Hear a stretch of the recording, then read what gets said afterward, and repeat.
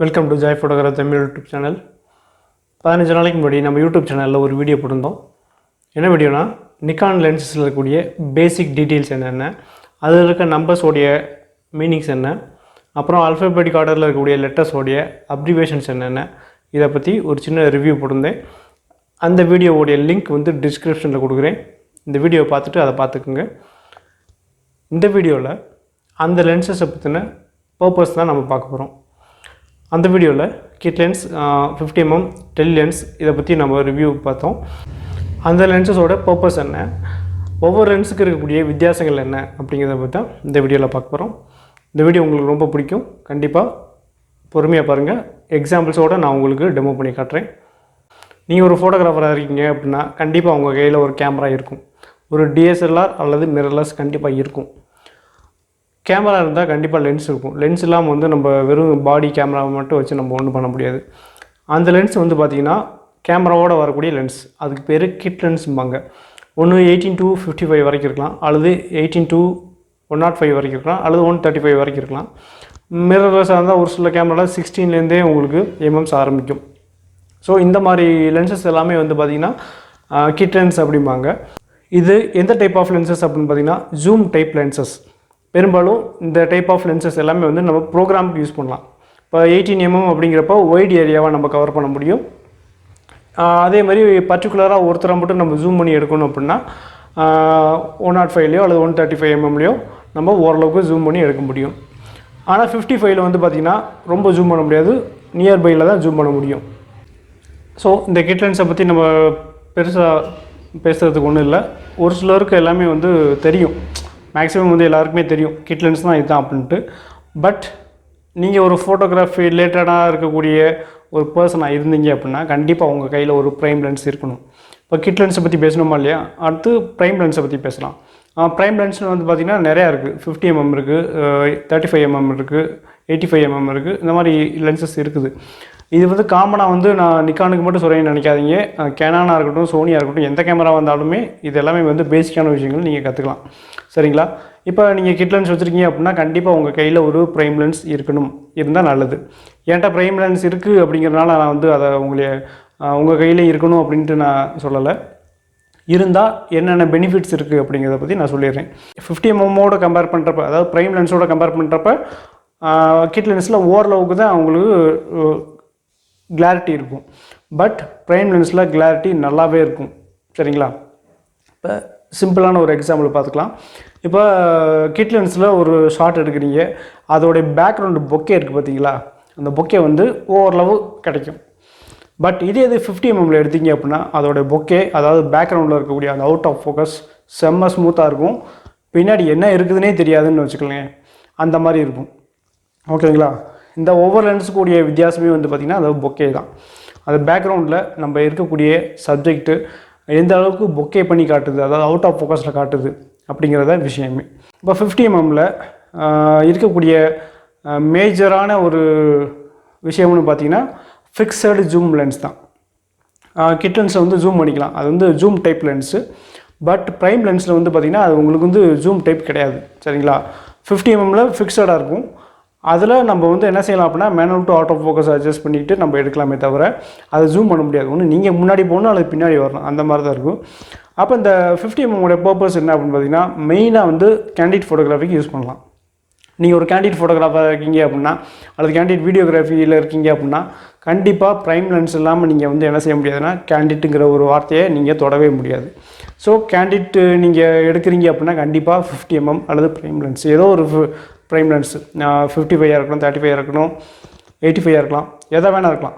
கண்டிப்பாக உங்கள் கையில் ஒரு ப்ரைம் லென்ஸ் இருக்கணும். இருந்துச்சு அப்படின்னா அதோட ரிசல்ட் சூப்பராக இருக்கும்.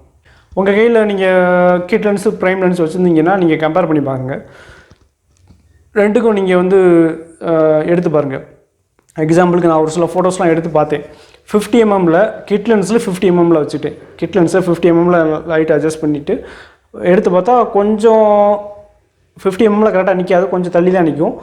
அப்படி நிறையா ஷார்ட்ஸ் எடுக்கிறப்போ, ஒரு 4-5 ஷார்ட்ஸ் எடுக்கிறப்ப 50mmல கரெக்டாக ஏதாவது ஒரு ஜூம் பண்ணி எடுக்கிறப்போ ஒரு ஃபோட்டோ அமையும். அந்த ஜூம் பண்ணி எடுத்த ஃபோட்டோவையும் 50mm ஃபிக்ஸட் ஜூமில் எடுத்த ஃபோட்டோவையும் கம்பேர் பண்ணி பார்த்தீங்கன்னா உங்களுக்கு ரிசல்ட் ரெண்டுக்கும் நல்லாவே தெரியும். சரிங்களா? ஒரே செட்டிங்ஸில் ஒரே அப்ரேச்சரில் ஒரே ஐஎஸ்ஓவில் வச்சு எடுத்திங்கன்னா கண்டிப்பாக கிடைக்கும். இந்த லென்சஸோடைய மிகப்பெரிய வித்தியாசம்னு பார்த்தோம் அப்படின்னு பார்த்தீங்கன்னா அதோடைய அப்ரேச்சர் தான். கிட் லென்ஸை பொறுத்தவரை அதோட அப்ரேச்சர் வந்து பார்த்திங்கன்னா 3.5 இருக்கும். பட் இதே இது ப்ரைம் லென்ஸில் 50mm 1.8 இருக்கும். அப்போ 3.5 அப்படின்றப்ப ஓரளவுக்கு தான் லைட்டிங் வந்து என்ன செய்யும் அப்படின்னா உள்ளே வரும். ஓகேங்களா? இதே இது 50mm அப்படிங்கிறப்ப உங்களுக்கு 1.8 அப்படிங்கிறப்ப மிகப்பெரிய அப்ரேச்சர். உங்களுக்கு அந்த உள்ளே இருக்கக்கூடிய அந்த எலிமெண்ட்ஸ் பார்த்திங்கன்னா ரொம்ப ஓப்பன் ஆகும். அந்த லென்ஸோடைய டாப்பில் வந்து பார்த்திங்கன்னா உங்களுக்கு இந்த லீஃப் மாதிரி ஒன்று இருக்குது ரவுண்டாக, அதெல்லாம் நல்லா ஓப்பன் ஆகிறது உங்கள் கண்ணுக்கு தெரியும். ஸோ இதெல்லாம் வந்து பார்த்திங்கன்னா பேசிக்காக இருக்கக்கூடிய அந்த வித்தியாசங்கள் கிட் லென்ஸுக்கும் ப்ரைம் லென்ஸுக்கும். நெக்ஸ்ட்டு நீங்கள் ஒரு கேள்வி கேட்கலாம், எப்படி இந்த டிஃப்ரென்ஸ் வருது? இப்போ கிட் லென்ஸ்லேயும் 50mm ஜூம் பண்ணி ஒரு ஃபோட்டோ எடுத்தால் அது ஒரு ரிசல்ட் கிடைக்குது. 50mm ஃபிக்ஸட் ஜூம் லென்ஸில் நம்ம ப்ரைம் லென்ஸில் எடுக்கிறப்ப எப்படி கிளாரிட்டி மாறுது அப்படின்னு நீங்கள் கேட்கலாம். இதுக்கு என்ன வித்தியாசம் அப்படின்னு பார்த்தீங்கன்னா ரெண்டு லென்ஸ்லேயுமே இருக்கக்கூடிய எலிமெண்ட்ஸ்னால் என்னென்னா அந்த லென்சஸில் உள்ளே இருக்கக்கூடிய லென்ஸு. அதாவது 50mmங்கிறது ஒரு லென்ஸ் தான், அதுக்குள்ளே வந்து பார்த்திங்கன்னா நிறையா லென்சஸ் இருக்கும். நிறையானா ரொம்ப நிறையா இருக்காது. ஒவ்வொரு ப்ரைம் லென்ஸை பொறுத்தவரையில் அதுக்குள்ளே இருக்கக்கூடிய எலிமெண்ட்ஸ்னால் உள்ளே இருக்கக்கூடிய அந்த கிளாஸஸ். சரிங்களா? அந்த லென்ஸ் இருக்குல்ல அது தான் வந்து எலிமெண்ட்ஸ் அப்படிம்பாங்க. இதே கிட் லென்ஸில் வந்து நிறையா இருக்கும். ஒரு 7 இருக்குன்னு நினைக்கிறேன், எனக்கு அக்யூரேட்டாக எனக்கு சொல்ல தெரில. அதை நான் செக் பண்ணி வேணால் நான் உங்களுக்கு டிஸ்பிளே பண்ணி காட்டுறேன். அப்போ கிட் லென்ஸில் வந்து பார்த்திங்கன்னா இத்தனை எலிமெண்ட்ஸ் இருக்கும். அப்போ அத்தனை எலிமெண்ட்ஸ்லேயும் வந்து உங்களுக்கு ஒவ்வொரு எலிமெண்ட்ஸ்லேயும் அந்த பிக்சர் வந்து கடந்து வர்றப்போ உங்களுக்கு ரிசல்ட் கம்மியாக வரும். பட் 50mm எலிமெண்ட்ஸ் கம்மியாக இருக்கும். அப்போ டைரெக்டாக அந்த ஆப்ஜெக்ட் வந்து உங்களுக்கு ட்ராவல் ஆகி வர்றப்போ அதோட கிளாரிட்டி உங்களுக்கு அப்படியே இன்னும் சூப்பராக கிடைக்கும். இதுதான் பேசிக்கான விஷயமே. ஓகேங்களா? கேண்டிட் ஃபோட்டோ ஷாட்ஸ்க்கு 50mm கண்டிப்பாக நெசசரி. ஓகேங்களா? இப்போ ப்ரைம் லென்ஸும் கிட் லென்ஸும் நம்ம ஓரளவுக்கு கம்பேர் பண்ணி பார்த்துட்டோம். இப்போ நெக்ஸ்ட்டு வந்து பார்க்க போகிறது 200mm டெலி லென்ஸ். நெக்ஸ்ட் இருக்குது டெலி லென்ஸ் அப்படின்னா பார்த்தீங்கன்னா அது வந்து ஜூம் டைப்பில் தான் வரும். ஓகேங்களா? கிட் லென்ஸ் வந்து ப்ரோக்ராமுக்கு யூஸ் பண்ணிக்கலாம். அதேமாதிரி 50mm ப்ரோக்ராம் யூஸ் பண்ணிக்கலாம். டெலி லென்ஸு நம்ம வந்து ப்ரோக்ராமுக்கு யூஸ் பண்ண முடியுமா அப்படின்னு கேட்டிங்கன்னா பண்ணலாம். அப்படின்னா கிட் லென்ஸில் ஓரளவுக்கு தான் ஜூம் பண்ணி எடுக்க முடியும்.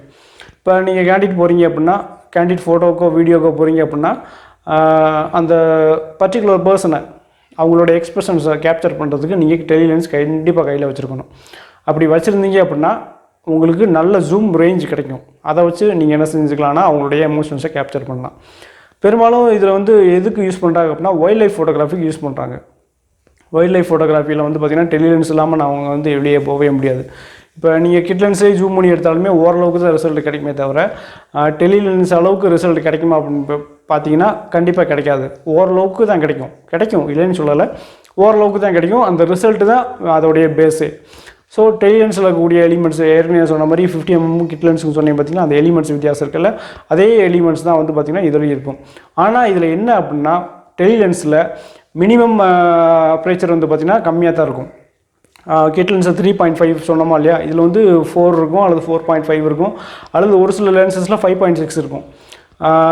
டெலி லென்ஸுங்கிறது 200 மட்டும் கிடையாது, 200 இருக்குது, 300 இருக்குது, 400 இருக்குது, 500, 600, 800, அப்புறம் 1200, இந்த மாதிரி நிறையா இருக்குது. ஸோ அந்த கூட உங்களுக்கு அப்ரேச்சர் மினிமம் அப்ரேச்சர் வந்து உங்களுக்கு குறைய ஆரம்பிக்கும். ஸோ இந்த டெலி லென்ஸ் வந்து பெரும்பாலும் வந்து போர்ட்ரேட்டுக்கு அல்லது வெட்டிங்க்கு நீங்கள் யூஸ் பண்ணலாம். மெயினாக வந்து இதை வந்து எதுக்கு யூஸ் பண்ணுறாங்க அப்படின்னா வைல்ட் லைஃப் ஃபோட்டோகிராஃபி தான் யூஸ் பண்ணுறாங்க. நம்ம யூடியூப் சேனலோட பேஜில் ஃபஸ்ட்டு ஆரம்பத்தில் நான் வந்து பார்த்திங்கன்னா அந்த மாதிரி ஒரு போஸ்டர் தான் வச்சுருந்தேன். ஒரு சிலர் கூட கமெண்ட் செக்ஷனில் கேட்டிருக்காங்க. ஒரு சைடு பார்த்திங்கன்னா செட்டிங்ஸ் ரிலேட்டடாக ஃபோட்டோஸ்லாம் போட்டிருப்பேன். ஒரு சைடு வந்து பார்த்திங்கன்னா ஃபோட்டோகிராஃபி, இந்த வைல்ட் லைஃப்பில் எடுத்த ஃபோட்டோகிராஃபிலாம் போட்டிருப்பேன். நிறைய பேர் கமெண்ட் செக்ஷனில் கேட்டாங்க, அந்த பிக்சர்ஸ்லாம் நீங்கள் எடுத்ததா இல்லை நெட்டில் டவுன்லோட் பண்ணி போட்டதா அப்படின்னு கேட்டாங்க. யூடியூப்பை பொறுத்தவரையில் நம்ம சேனல் ரன் பண்ணுறோம் அப்படின்னா அதோடைய கண்டென்ட்டாக இருக்கட்டும், ஆடியோ வீடியோ இமேஜஸ் எல்லாமே வந்து நம்மளோட ஓனாக க்ரியேட் பண்ணதாக இருக்கணும், அல்லது காப்பிரைட் ஃப்ரீயாக நம்ம யூஸ் பண்ணிக்கலாம். ஆனால் அது எல்லாமே நான் ஓனாக எடுத்தது. ஃபோட்டோகிராஃபி ஃபீல்டுக்குள்ளே நான் வர்றப்போ என் கையில் ஒரே ஒரு கிட் லென்ஸு சின்ன ஒரு கேமரா தான் இருந்துச்சு. அதாவது D3000 18-55 அவ்வளோதான் இருந்துச்சு. அடிஷ்னலாக செகண்ட் ஹேண்டில் ஒரு லென்ஸ் எனக்கு வந்தது, வாங்கிட்டேன். நான் வாங்கி ப்ரோக்ராம்லாம் பெருசாக போகவே இல்லை, ஃபங்க்ஷன்ஸ்லாம் பெருசாக அந்த அளவுக்கு நான் எதுவுமே போய் எடுத்ததில்லை. ஏன்னா அப்போ தான் நான் வந்து கற்றுக்கிட்ட விஷயங்கள் வந்து பார்த்திங்கன்னா கொஞ்சம் தான். அதை என்னை நம்பி அப்போ யாருமே கூப்பிடலை. அப்போ நான் வந்து ஃபுல் அண்ட் ஃபுல் வந்து ஃபோட்டோகிராஃபியை கற்றுக்கிட்டே வந்து பார்த்திங்கன்னா அந்த டெலி லென்ஸ் வச்சு தான். லீவ் நாளில் என்ன செய்வேன் அப்படின்னா, லென்ஸை தூக்கிட்டு எங்கிட்ட தோட்டத்து பக்கம் போயிடுவேன். போய் அங்கே இருக்கக்கூடிய விஷயங்களை கேப்சர் பண்ணுறது, அது மூலியமாக தான் லைட்டிங் எப்படி கண்ட்ரோல் பண்ணுறது, எப்படி ஃப்ரேம் வச்சு நம்ம ஃபோட்டோ ஷூட் எடுக்கிறது அப்படிங்கிற பல விஷயங்கள் நான் கற்றுக்கிட்டேன். ஸோ அந்த வைல்ட் லைஃப் ஃபோட்டோகிராஃபியை பற்றின ஒரு டீட்டெயில் வீடியோ வந்து நான் கண்டிப்பாக அப்லோட் பண்ணணும்னு இருக்கேன். கண்டிப்பாக நான் அப்லோட் பண்ணுறேன். கமெண்ட் செக்ஷனில் நீங்கள் தெரிவிச்சிங்க அப்படின்னா. இப்போ இந்த வீடியோவில் வந்து ஓரளவுக்கு உங்களுக்கு ஐடியா கிடச்சிருக்குன்னு நினைக்கிறேன். கிட் லென்ஸுக்கும் ப்ரைம் லென்ஸுக்கும் கூடிய சின்ன சின்ன வித்தியாசங்கள் வந்து ஓரளவுக்கு உங்களுக்கு புரிஞ்சுக்கணும்னு நினைக்கிறேன். இந்த வீடியோ உங்களுக்கு பிடிச்சிருந்தால் லைக் பண்ணுங்கள், கமெண்ட் பண்ணுங்கள். ஜாய் ஃபோட்டோகிராஃபி தமிழ் யூடியூப் சேனலில் சப்ஸ்கிரைப் பண்ணுங்கள். நம்ம வீடியோவில் எது ரிலேட்டடான வீடியோஸ் போடலாம் அப்படிங்கிறத நீங்கள் கமெண்ட் செக்ஷனில் தெரிவிச்சிங்க அப்படின்னா அது சம்மந்தமான வீடியோஸ் நான் உங்களுக்கு அப்லோட் பண்ண தயாராக இருக்கேன். சப்ஸ்கிரைப் பண்ண மறக்காதீங்க. Stay tuned with Joy Photography Tamil YouTube channel. Thank you.